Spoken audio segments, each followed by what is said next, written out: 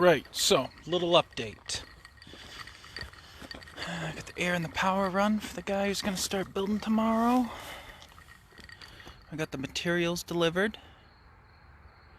Windows, doors, framing, siding, roofing, shingles, everything. I think the only thing... They said one thing was on back order, and it was some piece of...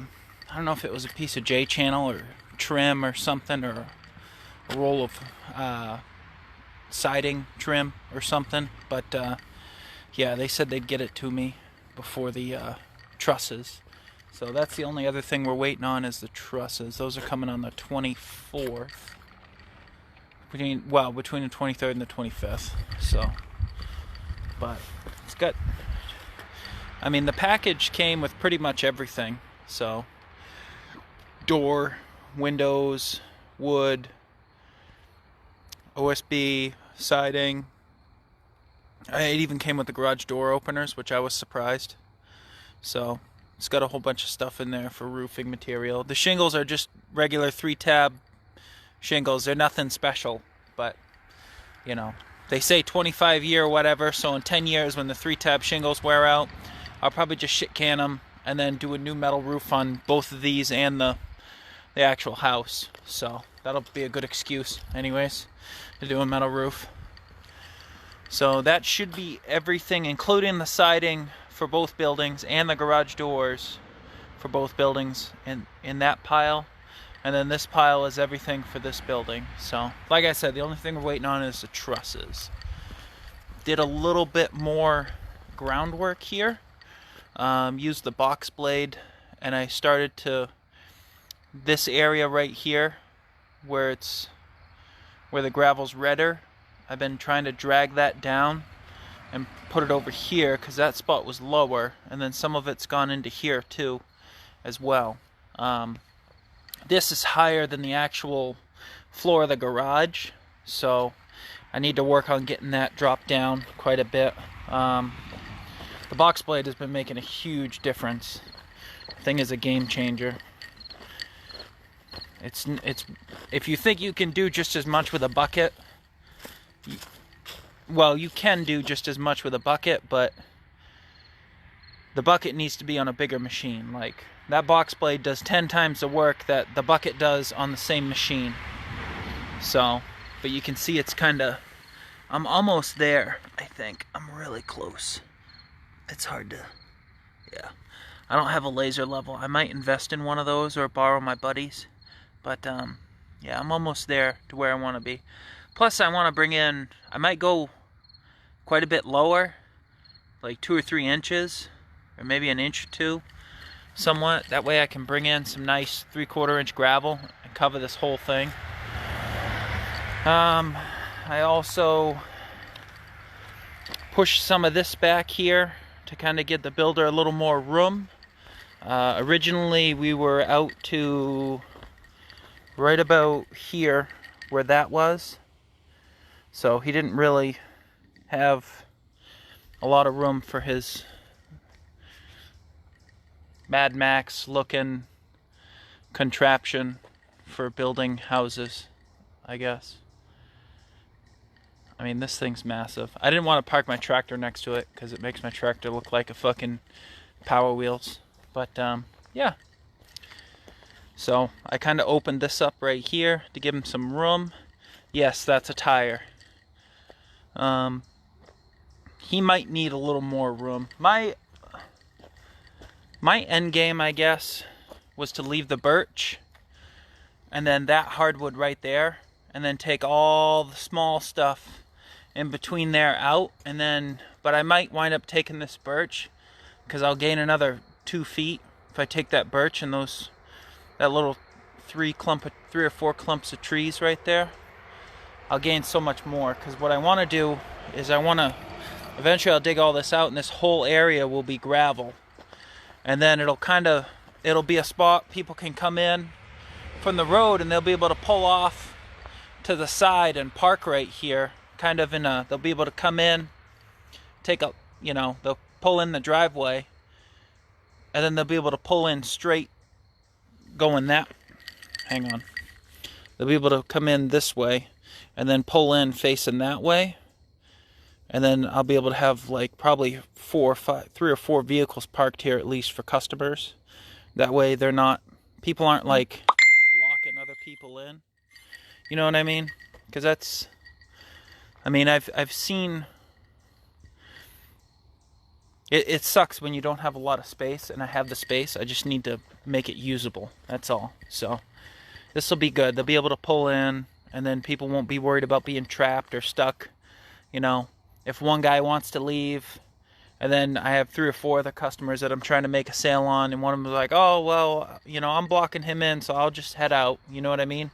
I don't want to have that happen. I don't want people to feel like they got to rush to get out. And I still want to make the sale, but this will make it easier for everyone, because people will be able to come in here, they'll be able to park here, they'll be able to park in front of the building, be able to park in front of that middle spot. So I'm hoping he'll be able to get his lull in here, and then that'll allow him to get around back to that material, and he'll be able to allow him to come around this way and get to all that material. And then when he gets to that material, it'll make his life a lot easier. So, but I opened it up quite a bit right there. So we'll see. We'll see what happens. He might, I might ask him about taking that down. I'll leave it up to him. I'll let him decide. I'll talk to him tomorrow night. But if he wants me to, I'll take down that birch and those little trees right there. I just don't want to drop him on his machine. Not that the machine couldn't take it. I'm sure it probably could, but I can't afford to replace it, so I don't want to take that chance. But everything's looking good. The lumber kits were purchased from Hammond Lumber, and they came with everything, like sill plate, sill seal, everything. Like, I mean, I'm sure we'll probably find a couple things that we need, but I'm 99.9% sure we got everything we need. I know we're probably going to need some plywood for when we do the thing in the middle here that we want to do, but that's no big deal. I'll get that at Home Depot or whatever. But yeah. So I don't know if he's actually going to start building tomorrow or if he's just going to get organized, but things will look different, which will be nice. But yeah, that thing's a beast. He literally drove it here too, from halfway across town, which didn't surprise me at all, knowing my builder. And then for the springtime, so that is a massive pile of loam, right? Loam and gravel, it's just all mixed up junk, right? But there's a whole bunch of rocks in there. Rocks like that, rocks like that. Like, they're all good usable rocks. They're just a pain in the ass to get to. So I think what I might purchase is a rock bucket.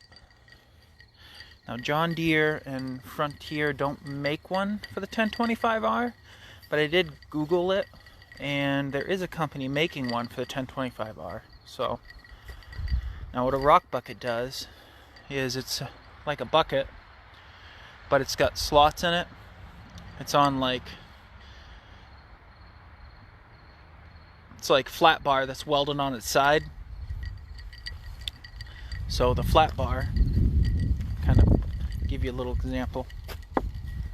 So you have a bunch of flat bars that are standing up like this basically, and they're like 2 or 3 inches apart or whatever on your rock bucket. So that allows you to pick up, it allows you to come in and scoop the rocks up, and then you shake the bucket a little and all the dirt falls out. So we'll see. That's the springtime. That's far off. We're nowhere near being ready for that, but we'll see what happens. So yeah, getting there one step at a time.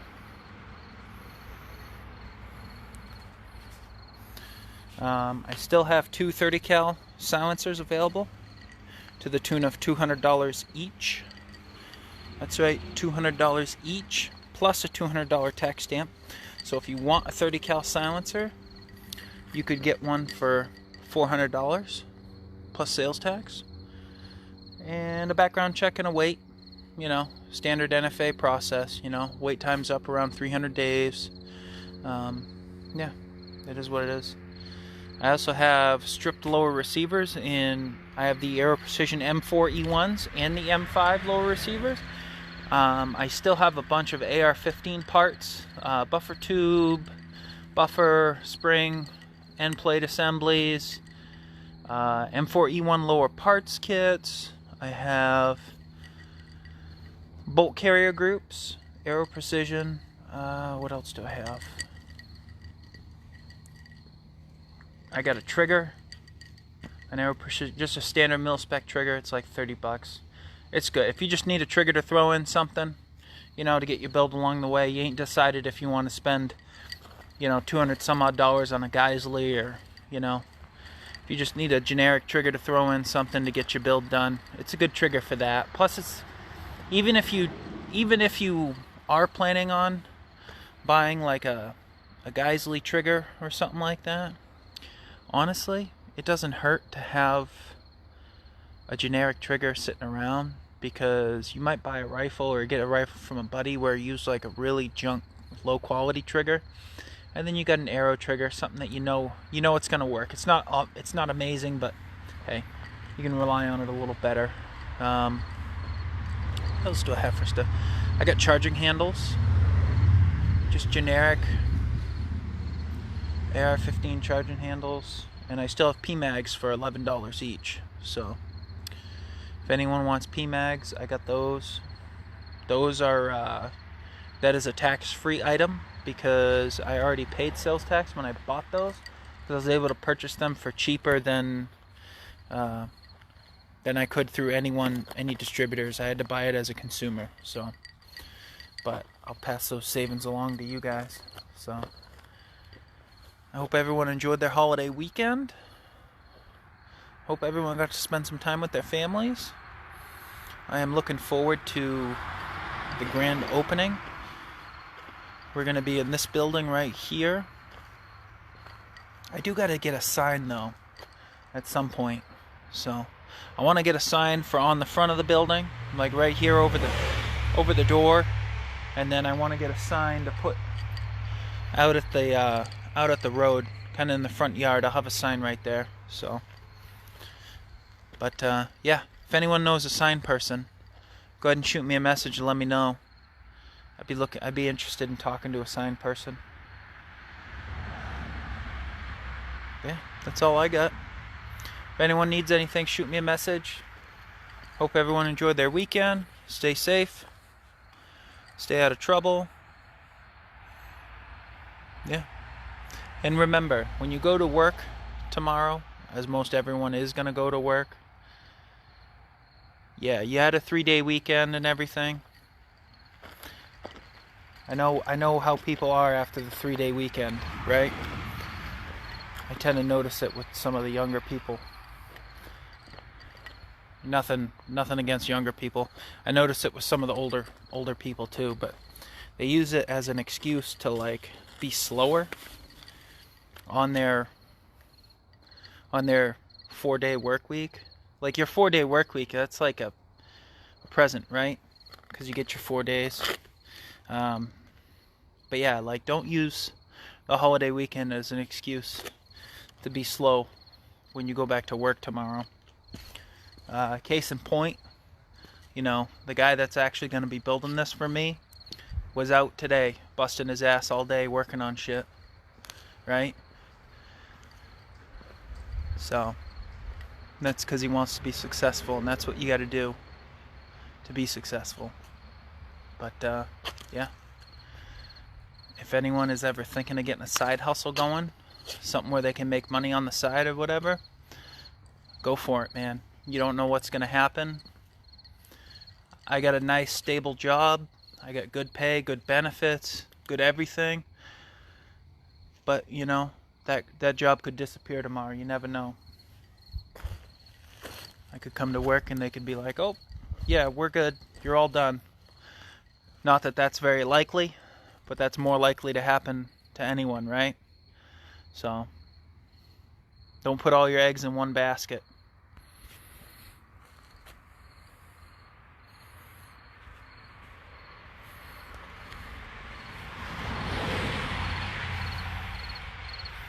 You know what's really surprising about this thing? I honestly thought that, I mean, this has been sitting here for, what's it, 2 days now?